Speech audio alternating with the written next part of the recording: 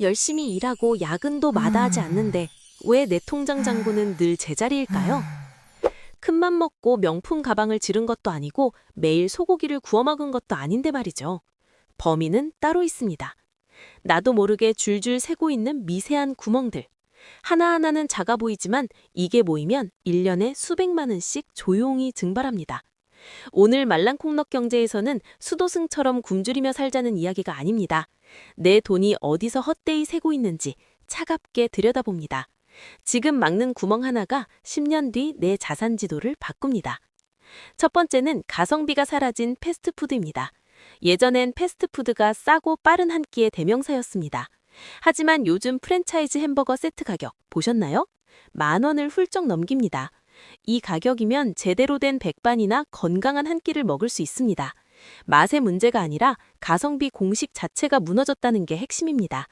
습관처럼 먹는 패스트푸드, 주 2회만 줄여도 한 달 식비의 앞자리가 달라집니다. 두 번째는 배달비가 붙는 습관적 외식입니다. 배달 앱을 켜는 순간 우리는 음식값만 내는 게 아닙니다. 배달비, 앱 수수료, 그리고 최소 주문 금액을 맞추려고 추가한 사이드 메뉴까지. 한 번의 편리함 뒤에 실제 지출은 30에서 40%가 붙어 있습니다. 외식은 반드시 횟수로 관리해야 합니다. 규칙이 없으면 배달비는 월세처럼 고정 지출이 되어버립니다. 세 번째는 대용량 식재료의 함정입니다. 창고형 마트에 가면 단가에 속기 쉽습니다. 100g당 얼마, 이게 더 싸 보이죠? 하지만 냉장고 구석에서 결국 썩어나가는 식재료가 얼마나 많으신가요? 버려지는 순간 그 식재료의 단가는 무한대가 됩니다. 소비 속도에 맞춰 소량 구매하는 것이 진짜 절약입니다. 네 번째는 하루를 버틴다는 핑계, 습관성 소액 지출입니다. 출근길 커피 한 잔, 오후에 편의점 간식, 하루 10,000원 내외라 체감이 안 되시죠? 계산해봤습니다. 1년이면 365만 원입니다. 이 본을 매달 30만 원씩 ETF에 넣으면 10년 뒤 복리로 불어난 금액은 여러분 예상을 훨씬 뛰어넘습니다. 커피 한 잔의 문제가 아니라 습관이 쌓이는 방향의 문제입니다. 다섯 번째는 영혼 없는 구독 서비스입니다. OTT, 음악 앱, 클라우드, 뉴스레터, 피트니스 앱. 각각은 커피 몇 잔 값이지만 합치면 매달 5만에서 10만 원이 그냥 빠져나갑니다. 지금 당장 내 구독 목록을 꺼내 확인해 보세요. 지난 한 달 동안 실제로 쓴 것만 남기고 나머지는 과감히 끊으세요. 필요하면 다음 달에 다시 결제해도 전혀 늦지 않습니다. 이걸 순환 구독 전략이라고 합니다. 여섯 번째는 불안을 파는 가전 연장 보증입니다. 냉장고 살 때, TV 살 때 혹시 몰라서 연장 보증 추가하신 적 있으시죠? 통계적으로 가전이 제조사 보증기간 안에 고장날 확률은 매우 낮습니다. 그 보증료를 따로 모아두세요.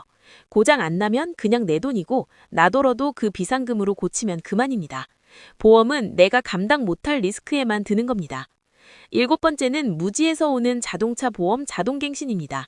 매년 돌아오는 자동차 보험 그냥 갱신 누르시나요? 10분만 투자해서 비교 견적 사이트를 돌려보세요. 운전 경력, 무사고 기간, 특약 조정만 잘 챙겨도 연간 10만에서 20만 원은 가볍게 아낄 수 있습니다. 매년 반복되는 절약이니 10년면 200만 원입니다. 여덟 번째는 출고 순간 사라지는 신차의 가치입니다. 신차는 비닐을 뜯는 순간 시세가 뚝 떨어집니다. 출고 저태에만 10에서 20% 감가가 일어납니다. 감가의 가장 큰 파도는 남이 맞게 하세요. 3년에서 5년 된 검증된 중고차를 사는 것만으로도 같은 차를 수백에서 1,000만 원 아끼고 그 차이를 자산으로 돌릴 수 있습니다. 아홉 번째는 플랫폼의 함정, 보이지 않는 숙소 요금입니다. 에어비앤비나 숙박 플랫폼, 처음엔 싸 보입니다.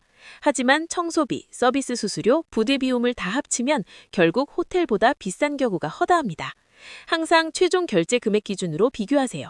편리함이라는 이름 아래 내 지갑이 조용히 털리고 있을 수 있습니다.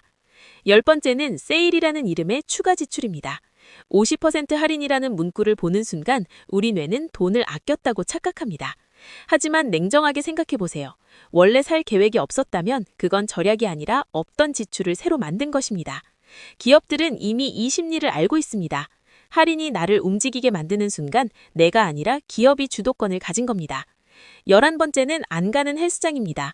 이건 운동비가 아닙니다. 죄책감, 유예비이다. 몸은 안 움직이는데 돈만 나가는 것만큼 이중으로 손해인 게 없습니다. 당장 못 갈 상황이라면 일단 정지하거나 해지하세요. 다시 의지가 생겼을 때 재등록해도 됩니다. 헬스장 비용을 내는 것이 운동을 한 것과 같은 기분을 주기 때문에 우리는 끊지 못합니다. 그 심리를 알아야 끊을 수 있습니다. 12번째는 과시를 위한 명품과 로고 소비입니다. 나를 증명하기 위해 로고가 큰 물건을 산다면 그건 남 좋은 일 시키는 겁니다. 브랜드 회사 주주에게 기부하는 거죠. 실제 부자들은 보여주기보다 지키는 것에 집중합니다. 진짜 여유는 통장에 쌓인 숫자에서 나옵니다. 로고에서 나오는 게 아닙니다. 13번째는 브랜드값만 비싼 생활용품입니다. 성분은 거의 같은데 패키지가 예뻐서 혹은 광고 모델이 좋아서 2배 비싼 제품을 삽니다. 기능에 실질적 차이가 없다면 굳이 브랜드 프리미엄을 지불할 이유가 없습니다. 그 차액을 매달 투자 계좌에 넣으세요. 10년 뒤 그 차이가 여행 자금이 되고 비상금이 됩니다.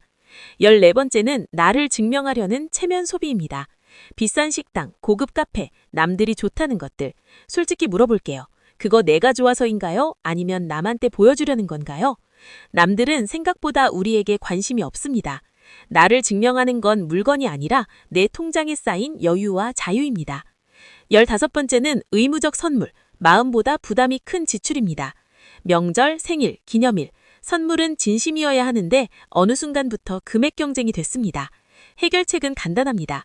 미리 룰을 정하세요. 금액 상한선을 정하거나 함께하는 식사로 대체하세요. 진심이 담긴 소박한 선물이 관계를 더 오래 지속시킵니다. 16번째는 설명 못하는 카더라 투자입니다. 그 코인 지금 사야 해. 이 종목 곧 오른대. 내가 남에게 이 투자 구조를 5분 안에 설명할 수 없다면 그건 투자가 아니라 도박입니다. 모르는 곳에 돈을 넣는 건 내 노동력을 휴지통에 던지는 것과 같습니다. 이해한 것에만 투자하는 게 원칙입니다. 17번째는 불안해서 시작한 자격증 쇼핑입니다. 취업이 걱정돼서 뭔가 해야 할 것 같아서 일단 따고 보던 자격증. 실제로 그 자격증이 내 커리어에 어떤 영향을 미치는지 검증 없이 학원비와 시험비를 씁니다. 특히 학자금 대출은 미래의 내 월급을 미리 담보 잡는 행위입니다. 방향 없이 쌓이는 스펙은 자산이 아니라 비용입니다. 18번째는 무리한 여행입니다. SNS 한 장을 위해 카드로 긁는 해외여행. 여행이 끝나도 할부는 3개월, 6개월씩 남습니다. 여행은 휴식이어야 합니다. 고행이 되어선 안 됩니다. 예산을 먼저 정하고 그 안에서 최선의 여행을 설계하세요. 국내 여행, 근거리 해외도 예산만 맞으면 충분히 좋은 경험이 됩니다. 19번째는 과도한 주거비입니다. 주거비가 내 세후 소득의 30%를 넘어가면 인생의 다른 목표들이 멈춰버립니다. 저축도 투자도 여행도 전부 뒤로 밀립니다. 동네를 한 단계만 내려도 옵션을 한 가지만 줄여도 매달 20만 원에서 30만 원의 투자금이 생깁니다. 이게 10년이면 자산의 규모가 달라집니다. 20번째는 나중에라는 핑계로 미루는 금융공부입니다. 바빠서 나중에. 하지만 복리의 마법은 시간을 먹고 자랍니다. 30대에 시작한 사람과 40대에 시작한 사람의 자산 격차는 단순 계산을 훨씬 뛰어넘습니다. 공부하지 않는 대가는 나중에 손실이라는 이름의 청구서로 돌아옵니다. 오늘 20가지를 살펴봤습니다. 의지력이 아니라 시스템으로 움직여야 합니다. 오늘 당장 딱 3가지만 실천해보세요. 첫째, 지금 바로 안 쓰는 구독 서비스를 하나 해지하세요. 지금 이 영상 보고 나서 바로요. 둘째, 10만 원 이상 지출은 딱 하루 기다리세요. 자고 일어나도 사고 싶으면 그때 사세요. 대부분은 욕구가 식습니다. 셋째, 소비 금액을 내 야근 시간으로 환산해보세요. 시급 2만 원이면 6만 원짜리 저녁은 야근 3시간입니다. 그 관점이 바뀌면 소비가 달라집니다. 돈은 적을 때보다 방향이 없을 때 더 무섭게 새나갑니다.